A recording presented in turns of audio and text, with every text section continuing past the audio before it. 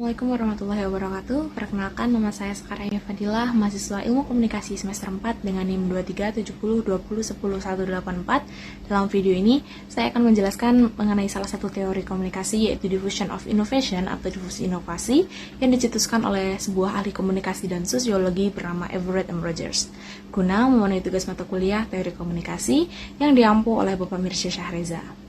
Everett M. Rogers merupakan seorang ahli komunikasi dan sosiologi yang merumuskan teori diffusion of innovation berdasarkan pengalaman pribadinya dan hasil penelitiannya terkait adopsi inovasi dalam masyarakat. Ia menempuh pendidikan di Washington State University dan memperoleh gelar sarjana di bidang pertanian serta melanjutkan ke jenjang magister dan doktor di bidang sosiologi. Saat menempuh studi doktoral, ia meneliti pola adopsi inovasi di kalangan petani yang menjadi landasan bagi bukunya yang dikenal yaitu Diffusion of Innovation yang terbit pada tahun 1962. Menurut jurnal Greenhalgh dan kawan-kawan pada tahun 2004, awalnya teori diffusion of innovation berakar dalam paradigma positivis, di mana Rogers menggunakan pendekatan ilmiah dan metode kuantitatif untuk menganalisis bagaimana inovasi menyebar melalui populasi. Melalui survei dan analisis statistik, ia mengidentifikasi pola adopsi inovasi yang terdiri dari 5 kategori yaitu innovator, early adopter, early majority, late majority, dan laggards. Dalam jurnal Wagner 2002, seiring perkembangannya, teori ini mulai mengakomodasi elemen post-positivisme dengan mengakui bahwa faktor sosial dan budaya juga mempengaruhi penyebaran inovasi. Rogers menyadari bahwa inovasi tidak hanya diadopsi berdasarkan keunggulan teknologinya, tetapi juga melalui interaksi sosial dan norma yang berlaku dalam masyarakat. Oleh karena itu, pendekatan kualitatif seperti wawancara dan observasi menjadi semakin penting dalam memahami penyebaran inovasi dalam berbagai konteks budaya. Diffusion of innovation secara umum paling erat dikaitkan dengan tradisi komunikasi sosio-psikologis. Namun dalam perkembangannya juga memiliki kaitan dengan tradisi sibernetika dan sebagian unsur dari tradisi sosiokultural.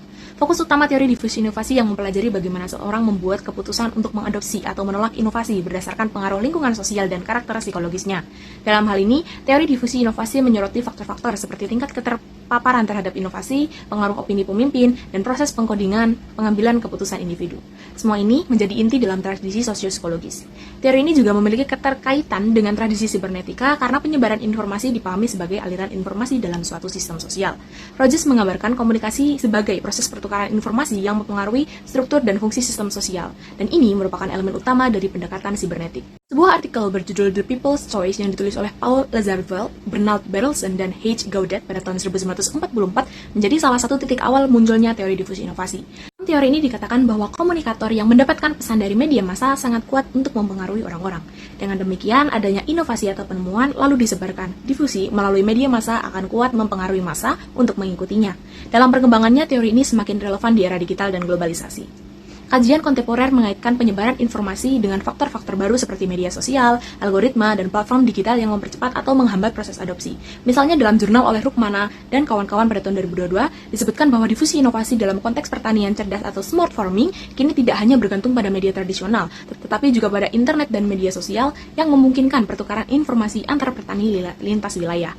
Bukunya, Rogers menjelaskan bahwa secara umum terdapat 4 buah elemen yang menjadi dasar suatu proses difusi, yakni 1. Inovasi yang akan disampaikan, 2. Proses komunikasi yang dilakukan di suatu saluran, dalam hal ini saluran adalah media yang menghubungkan penyebar inovasi dengan adaptor. Yang ketiga adalah proses komunikasi yang dilakukan dalam suatu rentang waktu, hal ini dikarenakan butuh jangka waktu tertentu dalam proses penyebaran sebuah inovasi. Yang keempat adalah sistem sosial, sekumpulan unit atau anggota yang akan bermusyawarah untuk mengambil suatu keputusan dalam permasalahan yang besar. Teori diffusion of innovation ini dikembangkan oleh Everett M. Rogers melalui pendekatan kualitatif dan tinjauan literatur sistematis dengan dukungan data kuantitatif dari studi empiris. Rogers menggabungkan analisis historis, studi kasus, dan sintesis penelitian terdahulu untuk mengidentifikasi pola-pola umum dalam proses difusi inovasi. Dalam bukunya edisi kelima, 2003, Rogers merangkum lebih dari 5.000 penelitian dari berbagai disiplin ilmu, termasuk sosiologi, komunikasi, pertanian, dan kesehatan masyarakat yang kebanyakan menggunakan metode deskriptif analitis dan studi komparatif. Dalam konteks media sosial, teori ini terlihat ketika seseorang pertama kali mendapatkan informasi tentang platform baru, merasa tertarik untuk menjelajahinya, memutuskan untuk memanfaatkannya dan mulai mengintegrasikannya dalam kehidupan sehari-hari, dan akhirnya mengonfirmasi manfaatnya berdasarkan pengalamannya sendiri. Misalnya studi oleh Widaswara dan Yoga Pramana pada tahun 2022 yang menunjukkan bahwa selama masa pandemi COVID-19, media sosial berfungsi sebagai sarana komunikasi untuk pembelajaran secara daring. Proses adopsi ini mengikuti langkah-langkah yang dijelaskan dalam teori diffusion of innovation, di mana inovasi, penggunaan media sosial dalam pendidikan, disampaikan melalui saluran yang sesuai seperti oleh guru dan lembaga pendidikan pada waktu yang tepat, serta dalam konteks sosial yaitu komunitas pendidikan yang mendukung proses adopsi tersebut. Yang dari teori ini adalah dapat membantu dalam memahami bagaimana dan mengapa individu atau kelompok mengadopsi inovasi tertentu. Selain itu, teori ini juga menyoroti peran penting saluran komunikasi dan waktu dalam proses difusi yang memberikan wawasan tentang bagaimana informasi dan inovasi disebarkan dan diadopsi dalam masyarakat. Kelemahan dari teori ini sendiri adalah adanya cenderung kepada bias pro-inovasi, yaitu asumsi bahwa semua inovasi adalah positif dan seharusnya diadopsi tanpa mempertimbangkan kemungkinan atau dampak negatif dan atau ketidaksesuaian inovasi dengan kebutuhan dan nilai-nilai masyarakat tertentu. Sekian yang dapat saya sampaikan, kurang lebihnya mohon dimaafkan. Wassalamualaikum warahmatullahi wabarakatuh.